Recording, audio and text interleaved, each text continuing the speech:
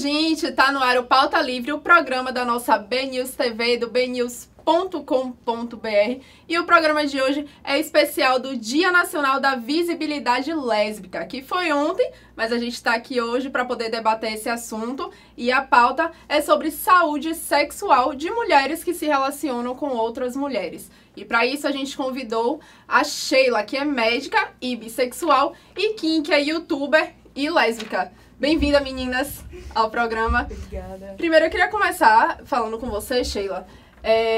A pauta de saúde sexual de mulheres que se relacionam com mulheres é uma pauta bem frequente dentro da militância lésbica. Por que ainda há tantas lacunas quando se trata desse assunto? A medicina, ela é uma profissão de hegemonias. E ela é uma profissão das elites e se construiu dessa forma em vários locais do mundo, inclusive no Brasil. E aqui a gente teve muita dificuldade, apesar das cobranças da militância, tem tido ainda muita dificuldade de incluir pautas de minorias nos serviços de saúde e nas diretrizes de saúde. Mas a gente já tem tido algumas conquistas. Quando a gente fala em política de população LGBT, a gente já tem política de saúde específica para a população LGBT. Mas quando a gente vai olhar assim nas minúcias para a mulher que se relaciona com outras mulheres, a mulher bissexual e a mulher lésbica, a gente ainda falta muita coisa, falta avançar. E para mim, na minha opinião, isso vai do fato de que a medicina caminha muito lentamente em relação às minorias, porque ela é comandada pelas maiorias. Sim. A maioria dos médicos é homem, a maioria dos médicos é branco, a maioria dos médicos é heterossexual. Então, quando você pensa em políticas de minoria, é difícil você ter algo para minorias, sendo que quem executa essas políticas são as maiorias, entre aspas, né? E ainda quando a gente está falando aqui de minorias, a gente faz esse recorte para mulheres lésbicas, a gente tem outras minorias dentro desse recorte, né? Com certeza. Entra dentro das mulheres lésbicas, mulheres que se relacionam com mulheres, de uma forma geral, né?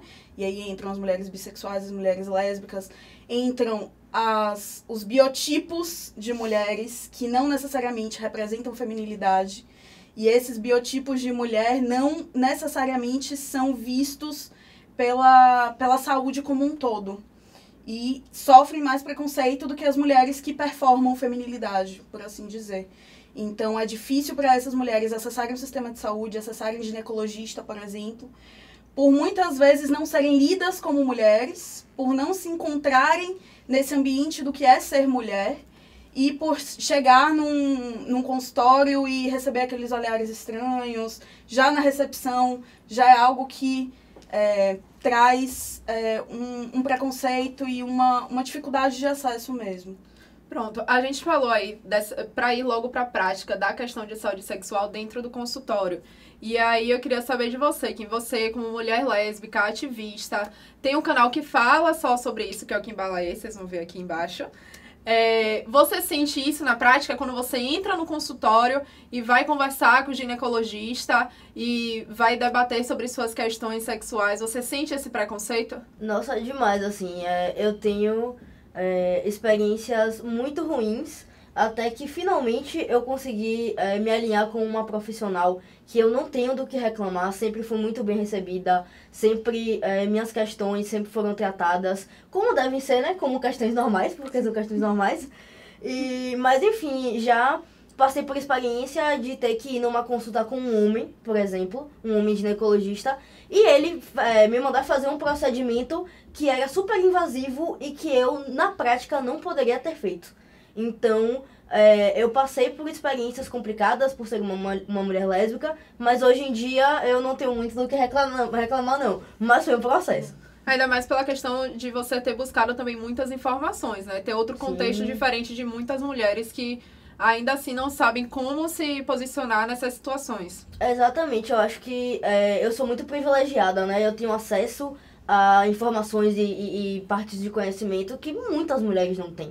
Então, eu tive a probabilidade de me questionar. De tipo assim, pô, isso aqui tá errado, sacou? Então, eu acho que é o que Sheila fala no vídeo que a gente gravou. De tipo assim, não é uma obrigação da paciente questionar. É uma obrigação do profissional chegar e não presumir que aquela mulher é heterossexual. E não presumir que, sabe? Porque às vezes nem ela sabe muito bem como abranger aquele assunto. E aí acaba, talvez, causando desconforto e aí inibe o resto todo da consulta, né, Sheila? Com certeza. Algo que a gente começa a discutir enquanto profissional de saúde é a nossa responsabilidade em relação ao paciente. E uma dessas responsabilidades é fazer perguntas e não que o paciente traga somente as queixas dele. Então, faz parte da gente, enquanto profissional, trazer e deixar o leque aberto, deixar as possibilidades abertas e deixar que o paciente escolha e vá direcionando para que caminho a consulta vai. Então, como o Kim falou, a gente não pode, enquanto profissional de saúde, pressupor que aquela mulher que está ali na nossa frente é uma mulher que se relaciona com homens ou apenas com homens. A gente não pode pressupor que quando a mulher fala que tem uma vida sexual ativa, essa vida sexual ativa é da forma como a gente imagina, da forma como a gente pratica. Cabe a gente, como profissional, perguntar e questionar, né? Como é? Como é a sua vida sexual? Como você tem uma prática sexual? É com homem? É com mulher? Vocês usam brinquedos? Vocês usam acessórios? Vocês fazem algum tipo de proteção? Que tipo de proteção? E aí, a partir dessas respostas, é que a gente vai guiando o restante da consulta e vai guiando, inclusive, nossas recomendações. Uma queixa também bastante comum, ainda falando desse cenário dentro do consultório, que é o primeiro contato em que a mulher tem com o profissional, né, o ginecologista ou a ginecologista, tem uma questão também que eu percebo, eu já li algumas coisas sobre isso, de que há uma suposição de que mulheres lésbicas não transmitem doenças. Elas transmitem doenças, Sheila? Então, isso tá no imaginário popular, né? De que ou que tem menos risco, né? De que o sexo entre mulheres não transmite doenças e que isso não é verdade. Existem algumas doenças que são, sim, mais prevalentes entre mulheres lésbicas. A gente não tem uma literatura super abundante, porque, pelo mesmo motivo que a gente não consegue implementar políticas de saúde, a gente não tem um pensamento hegemônico até quando se pensa em indústria farmacêutica. A gente não tem um interesse tão grande populacional de fazer grandes pesquisas com mulheres lésbicas. Mas o que a gente tem, os dados que a gente tem, algumas doenças são realmente até mais prevalentes em mulheres que se relacionam com mulheres do que com mulheres que se relacionam única e exclusivamente com homens. Uma delas, por exemplo, é o HPV, que pode gerar o câncer de colo de útero. O HPV ele tem um contato pele com pele, e ele tem um contato, por exemplo, através do compartilhamento de brinquedos, compartilhamento de acessórios, que é comum na prática sexual entre mulheres. Não é exclusivo da prática sexual entre mulheres, não é que toda mulher utilize, mas é comum na prática sexual. E se esse compartilhamento é feito sem nenhuma proteção, a gente está levando um micro-organismo que está alojado no colo uterino de uma mulher para o colo uterino de outra mulher. E mesmo o contato pele a pele, ele é possível de transmitir o HPV. Então, o HPV ele tem uma prevalência muito grande em mulheres lésbicas. A vaginose bacteriana, que não chega a ser considerada uma DST, mas ela é um desbalanço da flora que faz com que um micro-organismo em específico cresça mais, e ele é mais prevalente em mulheres lésbicas porque a gente tem um compartilhamento de fluidos e um compartilhamento de pH vaginal, um pH que é diferente do outro, cada mulher tem seu pH único, e aí nesse compartilhamento a gente causa um desbalanço do pH próprio. Então tem algumas doenças que realmente são mais prevalentes, e aí a gente precisa orientar a paciente em como se prevenir dessas doenças. E é isso precisa estar presente no contato entre médico e paciente, né? Com certeza. Que você sente que as suas seguidoras, as pessoas que acompanham o seu canal, seja no YouTube ou no Instagram, você sente que há uma dúvida frequente em relação a isso? Nossa, demais, assim.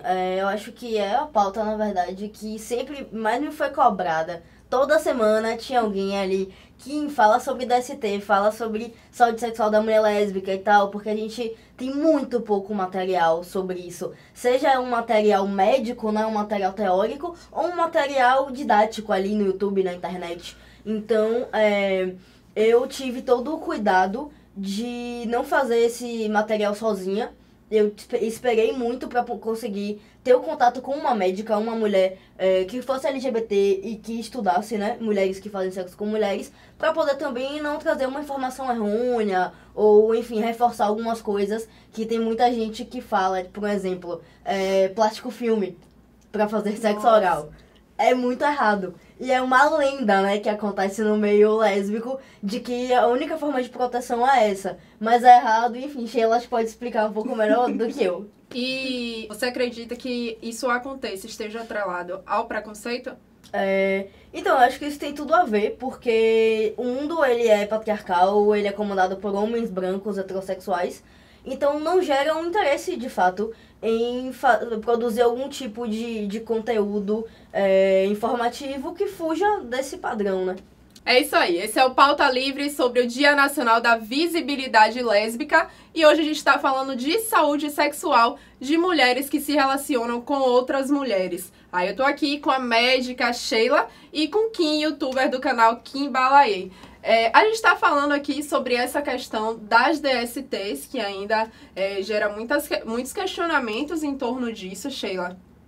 E dentro do sexo lésbico, ou do sexo, enfim, com mulheres bissexuais que se relacionam com outras mulheres, há uma ausência de preservativos voltados para isso, né?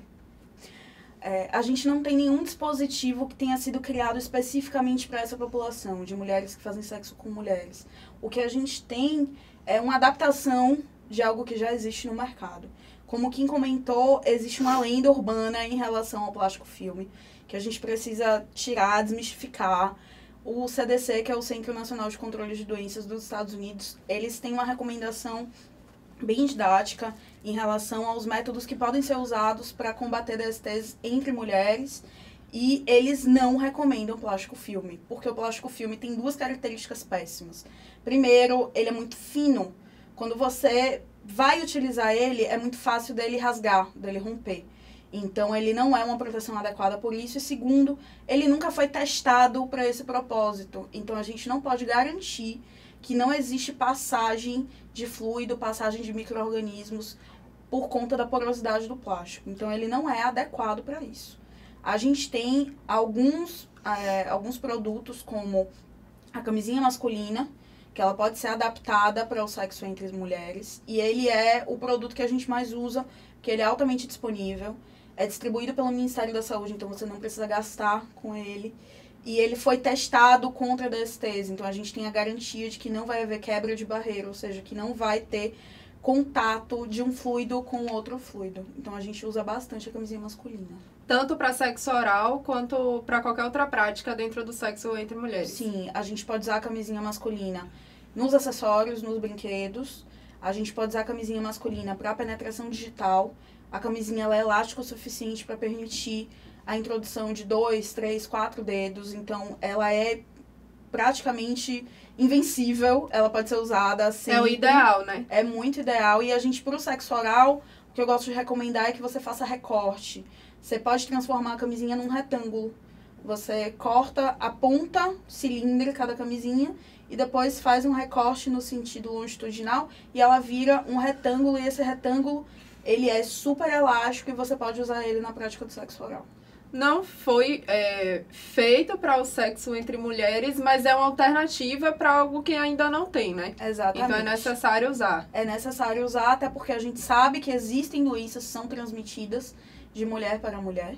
Então, se a gente se protege, eu enquanto mulher bissexual, se eu me protejo num sexo com um homem, por que eu não vou me proteger num sexo com mulher, se eu sei que ele também transmite doenças sexualmente transmissíveis? Isso é importante também para poder justamente quebrar esse preconceito de que mulher também faz sexo com outra mulher, né? Não tem só o sexo heterossexual. Sim. Que você, além do YouTube, além da internet, você é uma mulher lésbica, você sente que há uma estranheza entre sua parceira ou outras, enfim, parceiras, quando você propõe o sexo com camisinha? Eu descobri tarde a camisinha. Eu iniciei minha vida sexual muito cedo e eu fui descobrir a camisinha com 18 anos de idade, porque uma amiga minha me contou. E aí, desde então, eu só pratico sexo com a camisinha, a penetração digital e tudo mais que ela falou. E sei lá, velho, eu acho que 90% das mulheres que eu me relaciono, elas nunca tinham nem ouvido falar. Elas, tipo, conheceram comigo. Então, não é que causa um estranhamento de, tipo, assim, não vou fazer, não quero, mas uma parada de, tipo, assim, pô, que bacana que você me trouxe essa informação. Ou como fazer, né? E ou como é que faz. Aí, tipo, a gente vai, ensina e tal. E essas mulheres levam pra vida delas. Isso que é muito bacana também, né? A informação, ela é passada adiante. Trazer uma rede, né? Justamente para Exatamente. quebrar essas questões. É isso aí, o Pauta Livre tá chegando ao fim. Esse assunto é muito importante porque a gente tá falando de saúde, né? É a saúde sexual de uma outra pessoa. E aí eu queria que vocês, cada uma, deixassem um recado para quem tá assistindo a gente. A gente tem que tomar as rédeas da nossa própria saúde. Nós, enquanto mulheres, já somos população não privilegiada. E mulheres heterossexuais já são, mulheres bissexuais são menos, mulheres lésbicas são menos ainda. Então, a gente precisa tomar conta de si mesmos. A gente precisa assumir que nós somos responsáveis pela gente. Então, nossa saúde sexual é nossa. Não vamos esperar que outras pessoas nos deem as respostas de mãos dadas, de mãos beijadas. A gente precisa lutar para isso. Claro que faz parte da militância essas pautas de saúde, mas buscar se informar. Existem mais informações por aí do que dão a entender. Existem informações, sim. Se a gente busca na internet um pouquinho mais de afinco, a gente encontra em sites especializados. E vamos atrás de profissionais que nos respeitem, enquanto mulheres que se relacionam com mulheres, para que a gente se sinta bem. A gente não está aqui para se sentir oprimida em nenhuma situação. E é isso, gente. Eu acho que se cuidar é uma maneira também de afeto com a sua parceira. Eu acho que é uma questão de responsabilidade com você e com a mulher que você está se relacionando. Sempre ir ao ginecologista e sempre usar os métodos de barreira recomendados. E é isso. É isso aí, o recado tá dado e eu aguardo você na próxima semana. Tchau, tchau.